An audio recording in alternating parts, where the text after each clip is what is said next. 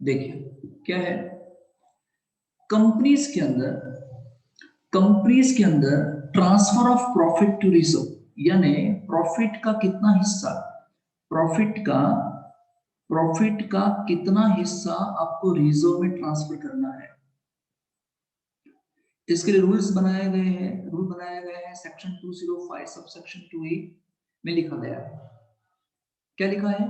Percentage of profit to be transferred, यानी कितना profit का कितना परसेंटेज ट्रांसफर करना है रिजर्व में, वो डिपेंड करता है कि आप डिविडेंड कितना देते हो।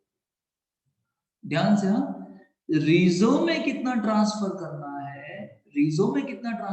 है वो डिपेंड करता है कि आप इक्विटी पे डिविडेंड कितना पे कर रहे हो। यानी पहले यहां पे चेक करो कितना डिविडेंड पे कर रहे हो और फिर रिजर्व में ट्रांसफर करो। Transfer to reserve depends upon payment of dividend. क्या बोला?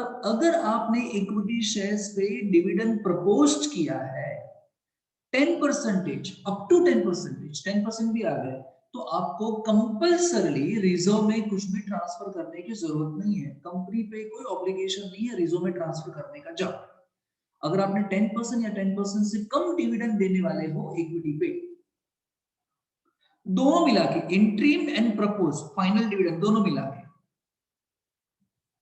मिला के कितना 10% तो जरूरत नहीं है। लेकिन कंपनी अगर डिविडेंड देने वाली है कितना, कंपनी अगर डिविडेंड देने वाली है कितना, अबाउट 10, मतलब 10% से ज्यादा, लेकिन है ना 12 या उससे कम, तो कंपनी को कंपल्सरली इतना रिजर्व में ट्रांसफर करना पड़ेगा, है ना। ऑफ प्रॉफिट इतना ऑफ प्रॉफिट 2.5% ऑफ प्रॉफिट आपको कंपल्सरी ट्रांसफर करना पड़ेगा। क्लियर?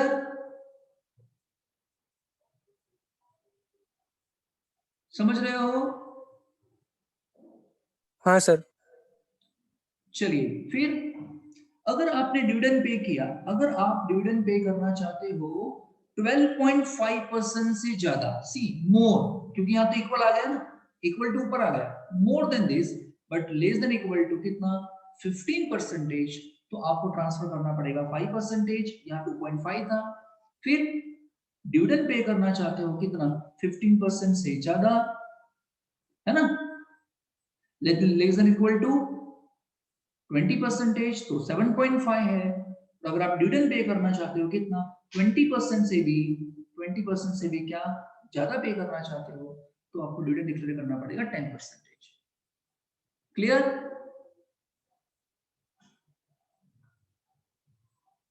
हेलो, आप देखो, यहां देखो कैसे था, 10% था तो कुछ नहीं था, फिर 10 से ज्यादा 12.5, तो यहाँ गैप कितना आया बताओ, गैप कितना आया 2.5, तो 2.5 दे दो।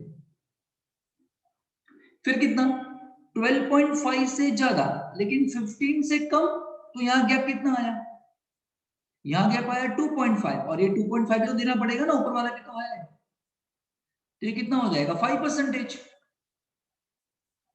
समझ में आया मैं क्या कह रहा हूं? 2.5 से इंक्रीज करते जाना है। हेलो, पहले 2.5, फिर इंक्रीज करो 5, फिर इंक्रीज करो 2.5, 7.5, फिर इंक्रीज करो 10। Got it? याद कैसे रखोगे? बोलो भाई। तो ऐसा है, ध्यान रखना, जरूरी नहीं है, ये तो बोल दिया कि अगर आपको 20% से ज्यादा डिविडेंड पे करना हो तो आपको इतना ट्रांसफर करना पड़ेगा, लेकिन आप चाहो तो वॉलेंटरली जाना रिजर्व कर सकते हो। वॉलेंटरली कंपनी चाहे तो ज्यादा रिजर्व कर सकती है। कंपनी ने डिविडेंड पे किया, मान लो 21% डिविडेंड पे किया इक्विटी पे, तो कंपनीज एक्ट क्या कहता है 10% आपको ट्रांसफर करना पड़ेगा रिजर्व में। लेकिन कंपनी अगर 15% करना चाहे तो कर सकती है ना। मिनिमम लिमिट थी, आप मैक्सिमम रिजर्व में ट्रांसफर कर सकते हो। समझ में आ गया?